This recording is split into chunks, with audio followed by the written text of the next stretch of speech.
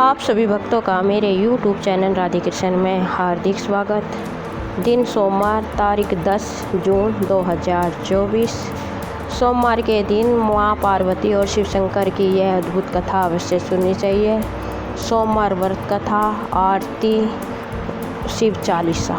आइए जानते हैं किस प्रकार भगवान शिव ने माता पार्वती को श्राप दिया था। बोले ओम नमः शिवाय। भगवान शिव और माता पार्वती सबसे ज़्यादा पूजे जाने वाले देवी देवताओं में आते हैं। माता पार्वती ने अनेकों कष्ट सहते हुए जन्मों तक कठोर तपस्या करके भगवान शिव को पति के रूप में पाया था। अखंड सुहाग और पति की लंबी उम्र के लिए माता पार्वती का व्रत किया जाता है और माता पार्वती के साथ भगवान शिव की पूजा की जाती है। भगवान शिव और माता पार्वती की जोड़ी प्रेम का प्रतीक और आदर्श जोड़ी मानी जाती है। लेकिन एक बार भगवान शिव ने माता पार्वती से इतने ज़्यादा नाराज़ हो गए कि उन्होंने माता पार्वती को श्राप ही दे दिया। माता पार्वती ने 108 जन्मों की घोर तपस्या के बाद भगवान शिव को पति के रूप में पाया था। माँ पार्वती का भगवान शिव के प्रति प्रेम था। एक आदर्श पत्नी की तरह माँ पार्वती भगवान शिव की सभी बातों का पालन करती थी और जब भगवान शिव कुछ बोला करते थे तो उसको पूरे ध्यान से सुना करती थी। एक बार भगवान शिव माता पार्वती को ब्रह्म ज्ञान देने के लिए सृष्टि की कथा सुना रहे थे। कथा सुनते सुनते माँ पार्वती किन्हीं दूसरे विचारों में खो गई। जैसे ही भगवान शिव को इस बात का एहसास हुआ कि माँ पार्वती उनकी बातों का ध्यान नहीं दे रही है, तब उन्होंने माता पार्वती से पूछा कि क्या आप मेरे द्वारा सुनाई जा रही कथा को सुन रही हो। लेकिन माता पार्वती कहीं और खोई हुई थी, इसलिए उन्होंने भगवान शिव के सवाल का उत्तर नहीं दिया। कुछ समय बाद जब माता पार्वती का अपने विचारों से ध्यान भंग हुआ और वह अपनी दुनिया में वापस लौटी, तब भगवान शिव ने क्रोधित होते हुए माँ पार्वती से कहा कि आपने ब्रह्म ज्ञान का अनादर किया है। जब किसी से शिक्षा या ज्ञान लिया जाता है तब ध्यान भंग नहीं होना चाहिए और अगर ऐसा होता है तो यह दंडनीय है। इसके बाद भगवान शिव ने अपराध स्वरूप माँ पार्वती को श्राप दिया कि अब आपका जन्म किसी मछुआरे के परिवार में होगा। माँ पार्वती को अपनी गलती का एहसास हुआ, पर तब तक काफ़ी देर हो चुकी थी और भगवान शिव उनको श्राप दे चुके थे। अब दुख में डूबी हुई माता पार्वती मछुआरों के एक गांव में पहुंची। इस गांव के मुखिया की कोई संतान नहीं थी। एक दिन वो मछली पकड़ने के लिए तालाब पर जा रहा था, तब उसको रास्ते में एक पेड़ के नीचे एक कन्या बैठी हुई मिली, जो कि वास्तव में कन्या के रूप में माता पार्वती थी। वह नन्ही कन्या पूरी तरह से वहाँ पर अकेली ही बैठी थी, उसके साथ कोई भी नहीं था। तब मछुआरे ने इस घटना को प्रभु की कृपा समझा और उस नन्ही कन्या को अपने साथ अपने घर ले आया। माँ पार्वती उसी घर में कन्या के रूप में रहने लगी। इस तरह पार्वती को अपना एक जन्म भगवान शिव के श्राप के कारण मछुआरे के घर में काटना पड़ा। बोलो ओम नमः शिवाय। सोमवार व्रत कथा था। ओम नमः शिवाय। एक बार एक नगर में बहुत धनवान साहूकार रहता था, जिसके घर में धन की कमी नहीं थी, परंतु उसको एक बहुत ही बड़ा दुख था कि उसके कोई पुत्र नहीं था। वह इसी चिंता में दिन रात लगा रहता। वह पुत्र की कामना के लिए प्रत्येक सोमवार को शिवजी का व्रत और पूजन किया करता तथा सायकाल को शिव मंदिर में जाकर शिवजी के सामने दीपक जलाया करता था। उसके उस भक्ति भाव को देखकर एक समय श्री माँ पार्वती जी ने शिवजी महाराज से कहा कि महाराज, यह साहूकार आपका अनन्य भक्त है और सदैव आपका व्रत और पूजन बड़ी श्रद्धा से करता है, इसकी मनोकामना पूर्ण कीजिए। शिव ने कहा, हे पार्वती, यह संसार का कर्म क्षेत्र है। जैसे किसान खेत में जैसा बीज बोता है वैसा ही फल काटता है, उसी तरह इस संसार में जैसा कर्म करते हैं वैसा ही फल भोगते हैं। पार्वती जी ने अत्यंत आग्रह से कहा, हे स्वामी, जब यह आपका अनन्य भक्त है और इसको अगर किसी प्रकार का दुख है तो उसको अवश्य दूर करना चाहिए, क्योंकि आप सदैव अपने भक्तों पर दयालु होते हैं और उनके दुखों को दूर करते हैं। यदि आप ऐसा नहीं करोगे तो मनुष्य आपकी सेवा तथा व्रत क्यों करेंगे। पार्वती जी का ऐसा आग्रह देख शिव जी महाराज कहने लगे, हे पार्वती, इसके कोई पुत्र नहीं है। इसी चिंता में यह अति दुखी रहता है। इसके भाग्य में पुत्र न होने पर भी मैं इसको पुत्र की प्राप्ति का वर देता हूँ, परंतु यह पुत्र केवल 12 वर्ष तक ही जीवित रहेगा। इसके बाद वह मृत्यु को प्राप्त हो जाएगा। इससे अधिक मैं और कुछ इसके लिए नहीं कर सकता। यह सब बातें साहूकार सुन रहा था। इससे उसको न तो खुशी हुई और न ही दुख हुआ। वह पहले जैसे ही शिव जी महाराज का व्रत और पूजन करता रहा। कुछ काल व्यतीत हो जाने पर साहूकार की स्त्री गर्भवती हुई और 10वें महीने में उसके गर्भ से अति सुंदर पुत्र पैदा हुआ। साहूकार के घर में बहुत खुशी मनाई गई, परंतु साहूकार ने उसकी केवल 12 वर्ष की आयु जानकर अधिक प्रसन्नता प्रकट नहीं की और न ही किसी को भेद ही बताया।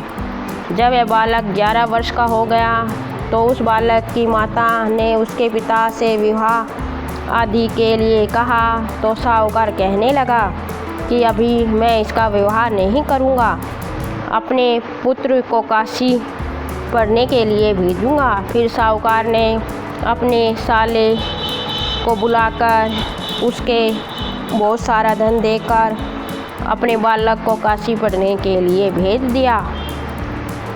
और साहूकार ने कहा, जहाँ से भी आप निकलो, जिस नगर से भी गुजरो, वहाँ आप यज्ञ और ब्राह्मणों को भोजन कराते हुए जाना। वह दोनों मामा भांजे यज्ञ करते और ब्राह्मणों को भोजन कराते जा रहे थे। रास्ते में उनको एक बड़ा नगर पड़ा। उस नगर में राजा की कन्या का विवाह था और दूसरे राजा का लड़का जो विवाह कराने के लिए बारात लेकर आया था, वह एक आँख से काना था। उसके पिता को इस बात की बड़ी चिंता थी कि कहीं वर को देख कन्या के माता पिता विवाह में किसी प्रकार की अड़चन पैदा ना कर दे। इस कारण जब अपने अति सुंदर सेठ के लड़के को देखा तो मन में विचार किया कि क्यों न दरवाजे के समय इस लड़के से वर का काम चलाया जाए। ऐसा विचार कर वर के पिता ने उस लड़के और मामा से बात की तो वह राजी हो गए। फिर उस लड़के को वर के कपड़े पहना तथा घोड़ी पर चढ़ा दरवाजे पर ले गए और सब कार्य प्रसन्नता से पूर्ण हो गया। फिर वर के पिता ने सोचा कि यदि विवाह कार्य भी इसी लड़के से करा लिया जाए तो क्या बुराई है। ऐसा विचार कर लड़के और उसके मामा से कहा, यदि आप फेरों तक कन्यादान के काम को भी करा दें तो आपकी बड़ी कृपा होगी और मैं इसके बदले में आपको बहुत कुछ धन दूंगा। तो उन्होंने स्वीकार कर लिया और विवाह कार्य भी अच्छी तरह से संपन्न हुआ। परंतु जिस समय लड़का जाने लगा तो उसने राजकुमारी की चुंदड़ी के पल्ले पर लिख दिया कि तेरा विवाह तो मेरे साथ हुआ है, परंतु जिस राजकुमार के साथ तुमको भेजा जाएगा वह एक आँख से काना है और मैं तो काशी पढ़ने जा रहा हूँ। लड़के के जाने के बाद उस राजकुमारी ने जब अपनी चुंदड़ी पर ऐसा लिखा हुआ पाया तो उसने राजकुमार के साथ जाने से मना कर दिया और कहा कि यह मेरा पति नहीं है, मेरा विवाह इसके साथ नहीं हुआ है, वह तो काशी पढ़ने गया है। राजकुमारी के माता पिता ने अपनी कन्या को विदा नहीं किया और बारात वापस चली गई। उधर सेठ का लड़का और उसका मामा काशी पहुंच गए। वहां जाकर उन्होंने यज्ञ करना और लड़के ने पढ़ना शुरू कर दिया। जब लड़के की आयु 12 साल की हो गई उस दिन उन्होंने यज्ञ रखा कि लड़के ने अपने मामा से कहा, मामा जी आज मेरी तबीयत कुछ ठीक नहीं है। मामा ने कहा अंदर जाकर सो जाओ। लड़का अंदर जाकर सो गया और थोड़ी देर में उसके प्राण निकल गए।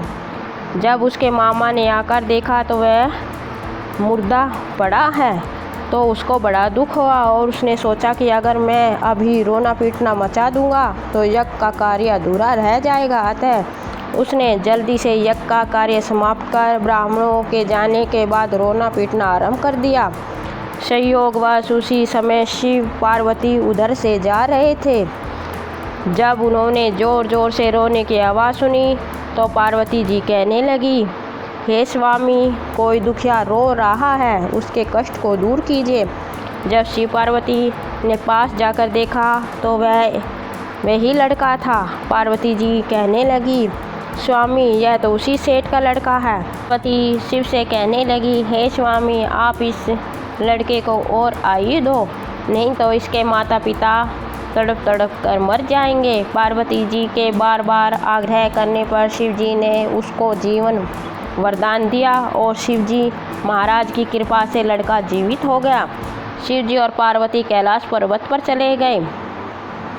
तब वह लड़का और मामा उसी प्रकार यज्ञ करते हुए तथा ब्राह्मणों को भोजन कराते अपने घर की ओर चल पड़े। रास्ते में उसी शहर में आए जहाँ उसका विवाह हुआ था। वहाँ पर आकर उन्होंने यज्ञ आरंभ कर दिया तो उस लड़के के ससुर ने उसको पहचान लिया और अपने महल में जाकर उसकी बड़ी खातिरदारी की और साथ ही बहुत से दास दासियों सहित आदरपूर्वक लड़की और जमाई को विदा किया। जब वह अपने शहर के निकट आए तो मामा ने कहा कि मैं पहले तुम्हारे घर जाकर खबर कर आता हूँ।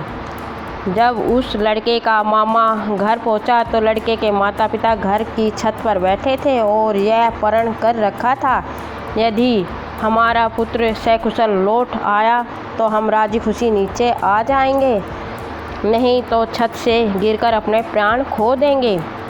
इतने में उस लड़के के मामा ने आकर यह समाचार दिया कि आपका पुत्र आ गया है, तो उनको विश्वास नहीं आया।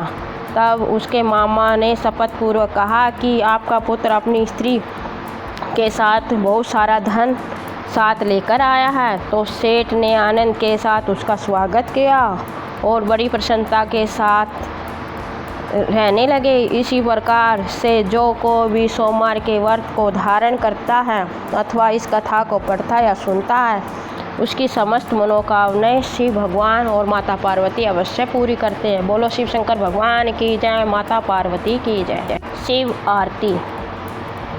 ओम जय शिवी ओमकारा, प्रभु हरि शिवी ओमकारा, ब्रह्मा विष्णु सदा शिवी अरे धागी की धारा।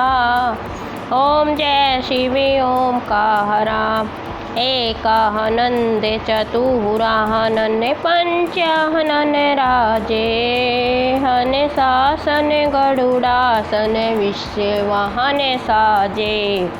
ओम जय शिवी ओमकारा, प्रभु हरि शिवी ओमकारा, दो भुजे चार चतुर्भुज दस भुजे अति सोहे, तेरे गुण रूप निरखता तेरे बुन जन मोहे।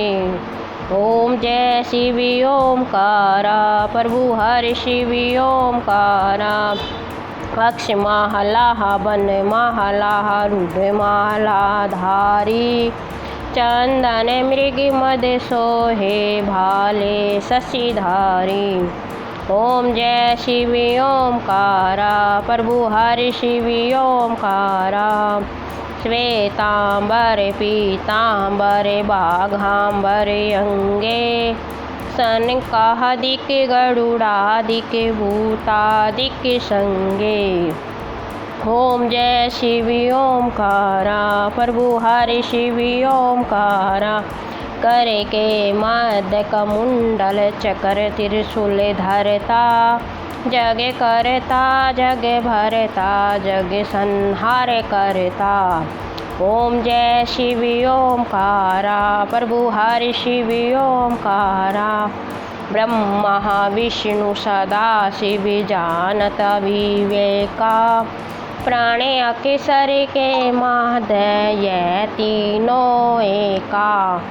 ओम जय शिवी ओमकारा, प्रभु हरि शिवी ओमकारा, काशी में विश्वनाथ विराज, नंदी ब्रह्मचारी, नित्य उठित भोग लगावत, महिमा अति भारी। ओम जय शिव ओमकारा, प्रभु हर शिव ओमकारा, त्रिगुण शिव जी की आरती जो कोई नर गावे, कहते शिवानंद स्वामी मन वांछित फल पावे।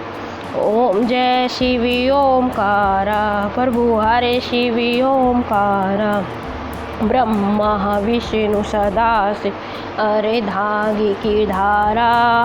ओम जय शिव ओमकारा, प्रभु हरे शिव ओमकारा। बोलो शिव शंकर भगवान की जय, माता पार्वती की जय।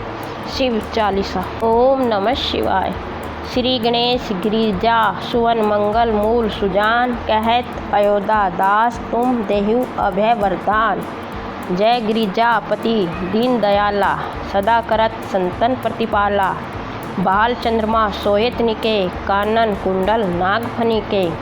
अंग गोर सिर गंग बहे, मुंड माला तन छार लगाए। वस्त्र खाल बागंबर सोए, छवि को देख नाग मुनि मोए। मैना मातु की है दुलारी, बाम अंग सोहत छवि न्यारी। कर त्रिशूल सोहत छवि भारी, करत सदा शत्रुन सहकारी। नंदी गणेश सोए तहे कैसे, सागर मध्य कमल है जैसे। कार्तिक श्याम और गणगाऊ, या छवि को कही जात न काऊ। देवन जब ही जाए पुकारा, तब ही दुख प्रभु आप निवारा। किया उपद्रव तारक भारी, देवन सब मिली तुम्ही जुहारी। तुरत पड़ासन आप पठाओ, लव निवेश में ही मारी गिराओ। आप जलंधर असुर सनारा, सुयश तुम्हारा विदित संसारा। त्रिपुरासुर सन युद्ध मचाए, सभी कृपा कर लीन बचाए। किया तप ही भगीरथी भारी, पूरा प्रतिज्ञा तसु कुआरी। दानी महिम तुम सम कोहु नाही, सेवक ससुति करत सदाही। वेद नाम महिमा तब गाई, अखत अनादि भेद नहीं पाई। प्रकट उदित मंथन में ज्वाला, जरे सुरासुर बहे विलाला। किन्हें दया तेहम करी सहाय, नीलकंठ तब नाम कहाई। पूजन रामचंद्र तब कीना, जीत के लंका विभीषण दीना। सैस कमल में हो रहे धारी, किन्हें परीक्षा तभी पुरारी। एक कमल प्रभु राखियो जोही, कमल नैन पूजन तेहि सोई। कठिन भक्ति देखी प्रभु शंकर, भय प्रसन्न दिए इच्छित वर। जय जय जय अनंत अविनाशी, करत कृपा सब के घटवासी। दुष्ट सकल नित मोही सतावे, भ्रमत रहे मोही चैन न आवे। त्राई त्राई में नाथ पुकारे, यही अवसर मोही आन उभारो। ले तरसूल शत्रुन को मारो, संकट से मोही आन उभारो। मातु पिता भ्राता सब कोई, संकट में पूछत नहीं कोई। स्वामी एक है आस तुम्हारी, आए हरू अब संकट भारी। धन निर्धन को देत सदाही, जो कोई जाचे वो फल पाई। ऐसुसुति कही विधि करो तुम्हारी, शंभुनाथ अब चूक हमारी। शंकर हो संकट के नाशन, मंगल करण विघ्न विनाशन। योगी यति मुनि धावे, ध्यान लगावे। नारद सारद शीश नवाए। नमो नमो जय नमो शिवाय, सुर ब्रह्मादिक पार न पाए। जो यह पाठ करे मन लाई, ता पार होत है शंभु सहाय। ऋषियों जो कोई हो अधिकारी, पाठ करे सो पावन हारी। पुत्रहीन कर इच्छा कोय, निश्चय शिव प्रसाद ते ही होय। पंडित त्रोची को लावे, ध्यान पूर्वक होम करावे।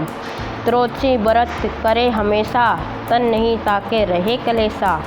धूप दीप निवेद चढ़ावे, शंकर सम्मुख पाठ सुनावे। जन्म जन्म के पाप नसावे, अंतवास शिवपुर में पावे। कहे अयोध्या आस तुम्हारी, जानी सकल दुख हरू हमारी।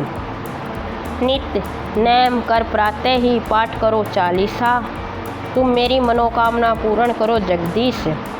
मक्षर छठी हेमंत ऋतु सवन 64 जान सुसूति चालीसा शिवही पूरन कीजे कल्याण। ओम नमः शिवाय। जय शिव शंकर भोलेनाथ, जय माता पार्वती। कमेंट बॉक्स में अवश्य लिखें, जिससे आपके घर में सकारात्मक ऊर्जा का वास हो। और आपको मेरा वीडियो कैसा लगा, मेरे वीडियो को लाइक शेयर और चैनल को सब्सक्राइब करें। धन्यवाद। ओम नमः शिवाय। जय माँ पार्वती, जय शिव शंकर भोलेनाथ की जय।